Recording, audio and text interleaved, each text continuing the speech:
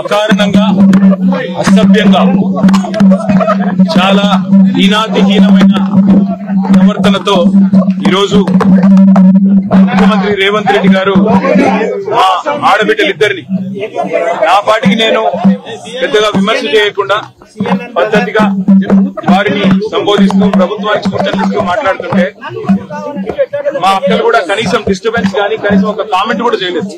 కనీసం నన్నేమి ప్రాంప్ట్ కూడా చేయలేదు. మీరు ఇది చెప్పండి అది చెప్పండి. అట్లాంటిది ఈరోజు అకారణంగా ఎందుకు నోరు బారేసుకున్నాడో తెలియదు కానీ చాలా అసభ్యంగా హీనాతిహీనంగా ఏ నాయకుడు కాదు ఏ మనిషి కూడా మాట్లాడనంత అసభ్యంగా మీ అక్కలను నమ్ముకుంటే ఇక్కడ నన్ను ముంచిండ్రు మమ్మల్ని ముంచిండ్రు రేపు నీ బతుకు కూడా జూబ్లీ బస్ స్టాండ్ అవుతుందని మాట్లాడిన నికృష్టమైన మాట ఏదైతే ఉందో తప్పకుండా రేవంత్ రెడ్డి వెంటనే తెలంగాణలోని ఆడబిడ్డలందరికీ క్షమాపణ చెప్పాలి. ఎందుకంటే ఈ అవమానం జరిగింది ఒక సబితక్కకు సునీతక్కకు లక్ష్మక్కకు కాదు. ఈ అవమానం జరిగింది తెలంగాణలోని ఆడబిడ్డలందరికీ. మహిళల్ని నమ్ముకుంటే నట్టేట మునుగుతారన్నట్టు మహిళా తల్లుల్ని నమ్ముకుంటే బతుకు బస్టాండ్ అవుతుంది అన్నట్టు ముఖ్యమంత్రి మాట్లాడిన మాట ఏదైతే ఉందో నిజంగా కూడా హేయం శోచనీయం. నిజంగా ఒక ముఖ్యమంత్రి స్థాయికి తగని మాట. ఇలా నిజంగా ఈ ముఖ్యమంత్రి అన్ఫిట్ ముఖ్యమంత్రి, ఆ పదవిలో కూర్చోవడానికి తగని ముఖ్యమంత్రి.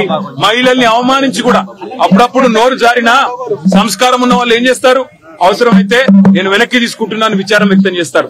ఇంత అహంకారం ఇంత కండకావరంతో ఈరోజు ఆడబిడ్డల్ని వారిని అవమానించిన ముఖ్యమంత్రికి తప్పకుండా తెలంగాణ ఆడబిడ్డల ఉసురు తాకుతుంది.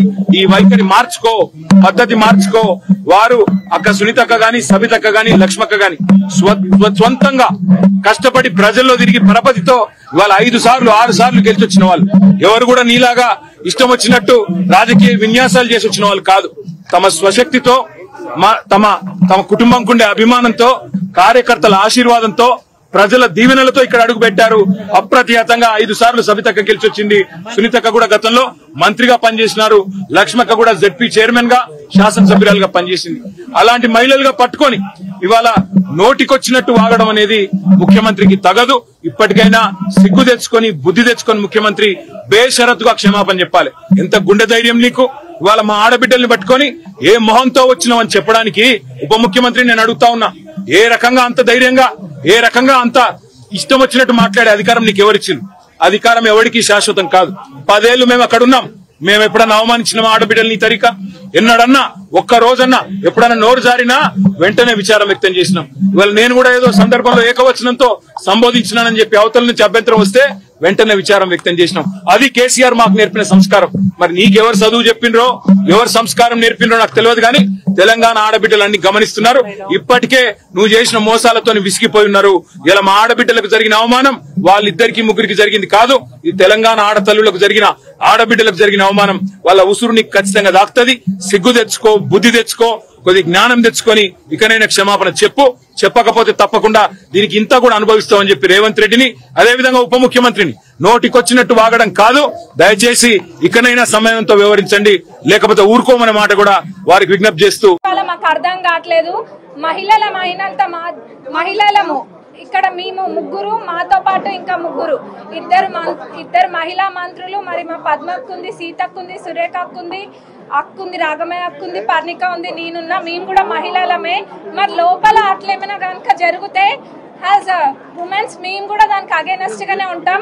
కానీ అక్కడ వక్రీకరించి చెప్తున్నంతగా ఏం జరగలేదు. కానీ ఆడ ఎవరి పేరు కూడా పెట్టలేదు ఫస్ట్. కానీ ఏదో సభను తప్పుదో పట్టియానికి లేనిపోని గోల చేయనికి తప్ప ఆడ ఏం కనిపించట్లేదు మాకు. అట్లా చేసేటోళ్ళు అయితే మొదల ఒక్కటి గుర్తుంచుకోవాలి అందరు కూడా. మా చిన్నప్పుడు అది అయినా మాకు గుర్తుంది బానే. ఎందుకంటే రాజశేఖర్ రెడ్డి గారు అంటే అభిమానం. రాజశేఖర్ రెడ్డి గారు చేవెళ్ళ చెల్లమ్మ అని చెప్పి అక్కడి నుంచే కదా పాదయాత్ర మొదలు పెట్టింది. మరి కాంగ్రెస్ పార్టీలోనే కదా మంత్రి చేసింది సబితమ్మ గారిని. మరి అట్లాంటిది ఎందుకు అగౌరవపరుస్తాం? అట్లా ఏమీ కూడా జరగలేదు. కేవలం తప్పుదోవ పట్టిస్తున్నారు అంతే. మరి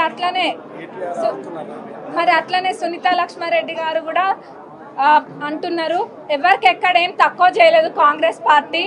మరి ఇందాక అన్న కూడా చూపించిండ్రు. ఇప్పటికీ కూడా మా ముఖ్యమంత్రి గారి మీద అక్కడ ప్రచారంకి వెళ్ళినందుకు 2 కేసులు ఉన్నాయి. మరి అవన్నీ ఎట్లా మర్చిపోయినరో అర్థం కావట్లే.